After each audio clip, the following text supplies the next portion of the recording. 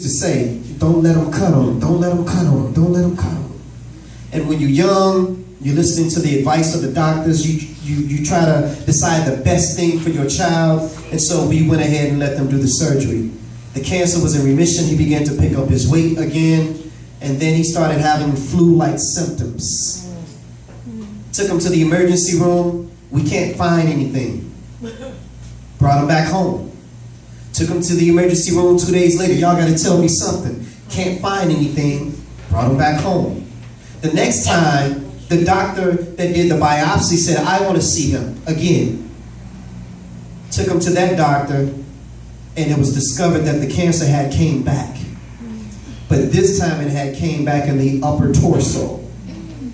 And it began to invade his lungs, and this is the reason why he was having flu-like symptoms.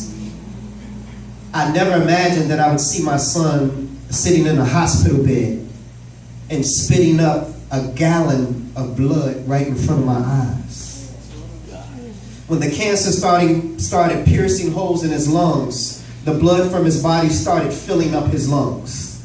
And so eventually they had to put tubes inside of the lungs. And so we went through a whole regimen of surgery, of chemotherapy, and I remember the last day we were watching the election of President Obama, or the race of President Obama. He had not won.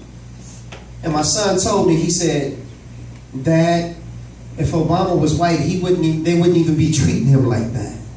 And so just for my son to talk to me about things that were going on in the world while I was there sleeping on the couch, it really kind of like showed me where his mental state was. I literally saw him grow from a little boy to a young man right before my eyes within that 6-month period of time.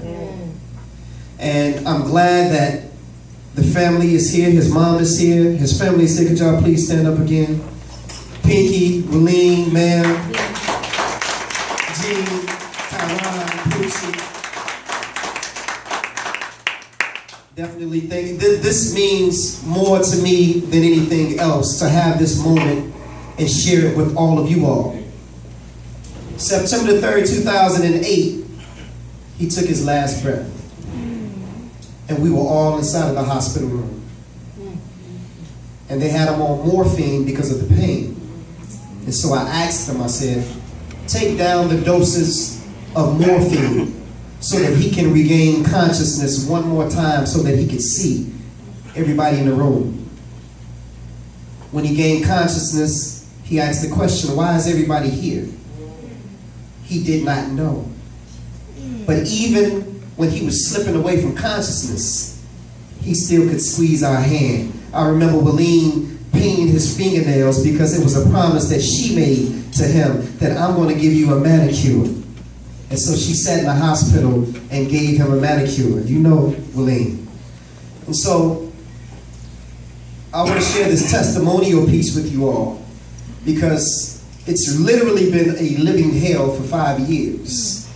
The flashbacks, the hospital rooms, and it's really been torture. And unless you've lost a child, you really don't know what it feels like to lose a child. You can only imagine. I wouldn't wish this on my worst enemy. This piece is called Ego. Everybody say ego. Ego. It's an acronym that stands for easing God out. Hey God, where you at? I've been looking for you. Seems like you've been avoiding me or something.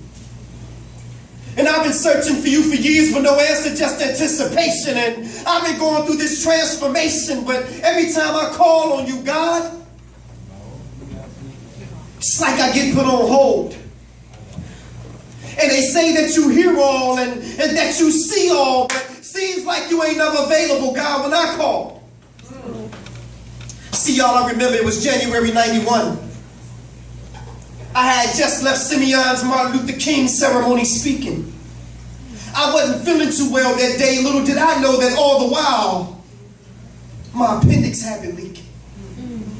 And worry you, God. Just when I thought nowhere to be found.